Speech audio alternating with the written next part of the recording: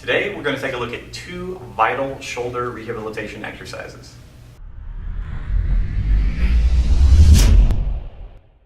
You know, in Z-Health we take a look at the entire body all the time whenever we're working with clients. However, there are very specific instances and when we say, you know, if you have a shoulder issue, let's talk about potentially how to actually rehab that shoulder. So what I'm going to talk about today are combination movements that can improve shoulder range of motion and shoulder strength if you have had a prior injury. So what I want to really look at today is your ability to do what's called abduction or abduction, where we're taking the arm up, out to the side, trying to bring it up, touch the ear. One of the key components to make that happen is that as my arm is coming out, my shoulder needs to go into some external rotation, and that is to make anatomical room for the movement to occur. So one of the things we sometimes run into is that people try to abduct and they run into kind of this block and it's like, and they get stuck every time. So in essence, what we look at is there a way that we can reprogram the brain and body to work together so that that external rotation and some of the stabilization that's required for the shoulder happens naturally. So in order to do that, what you really have to think about is how can I do combination movements?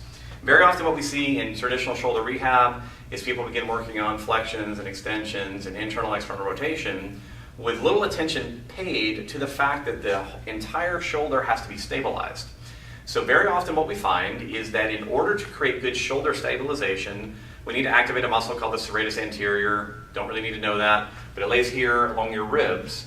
And one of the easiest ways to do that is to bring the shoulder blade, the entire shoulder, down toward the ground against resistance. So if we say, I have problems raising my arm, it could be because my shoulder is not stable as it should be based off the serratus anterior. It may also be that I'm lacking external rotation. So what we're going to do is we're going to do a combination exercise where we're using a rope to create some isometric resistance, making us really focus on that scapular depression, shoulder blade depression, while we work on our external rotation. Pretty simple idea. So imagining that I've got a really problematic shoulder and that if I'm here, you know, I'm very stuck in external rotation or it's painful, or I have this painful abduction. What I can do is take a firm rope. You can do this with a band, but I actually recommend that you do it against something with less give or resistance than a band, so I like to use a rope.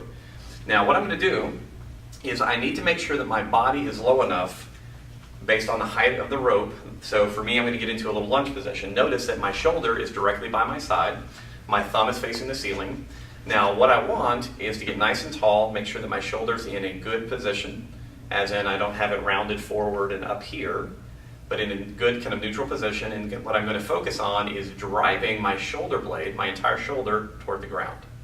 So I'm now getting a strong isometric resistance. Remember, I'm trying to feel activation of the muscles along my ribs here. So again, as I press down, press my shoulder blade down, I should feel some contraction. Now, the exercise is to hold that as you do internal and external rotations. Particularly in our case, since we're focusing on the external component, I can begin in neutral, press my shoulder down toward the ground, externally rotate, return, and repeat. Press down, externally rotate.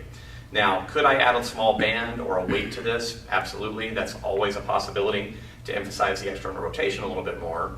But very often what you'll find is the addition of this isometric will make this a much more comfortable exercise, and you'll find out that you get a much greater range of motion when you're taking care of the rest of the shoulder. So, very easily at home, you can test your abduction. You can see where you stop, where it gets uncomfortable. Tie up your rope, belt, whatever you need. Go through maybe 5 to 15 reps of this depression, external rotation. Come out of it, retest your shoulder, and if it improves, decreases pain, improves range of motion, awesome. It's an exercise that you want to focus on. Normally in terms of volume, you want to be aiming at maybe 15 to 20 repetitions of that 3 times, 3 sets, and you can do that either all at once, but very often it's better to spread it out through the day so that you're reminding your brain what you want to have happen within the stabilization component of the shoulder. So that's exercise number 1. Exercise number 2, we're going to take advantage of something called the crossover effect. It's been known since around 1894 that if we work one side of the body, it causes activation of musculature on the opposite side of the body.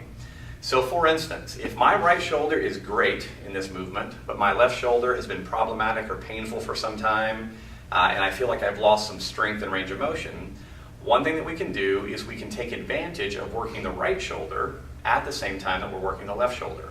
The way that I recommend that you do this is to use asymmetric weighting. All right, so what I've got here is a 5-pound plate, and this is a 2.5-pound plate.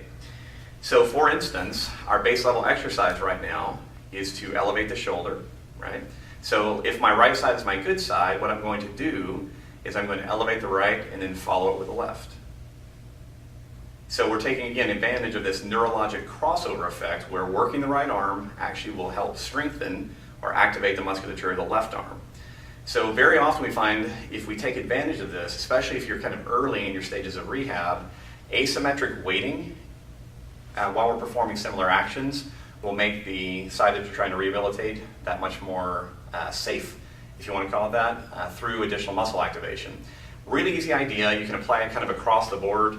If you ever have an injured area that you feel like needs some strengthening, you may find that weighting, performing the same movement with additional weight on the good side of the body has a tremendous impact on the amount of pain and discomfort you are experiencing on the side you're rehabbing. So 2 very, very simple concepts today. Use the isometric stabilization as you're working on improving that external rotation, and then asymmetric weighted exercises to strengthen yourself in that hopefully improved range of motion, taking advantage of that cool crossover effect. If you have any questions about this, let us know. Otherwise, good luck. I hope it helps.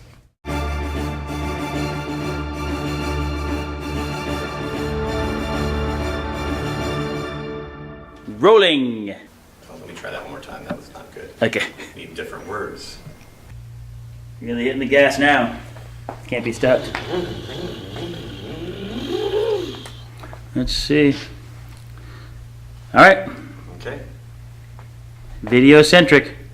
On with the show.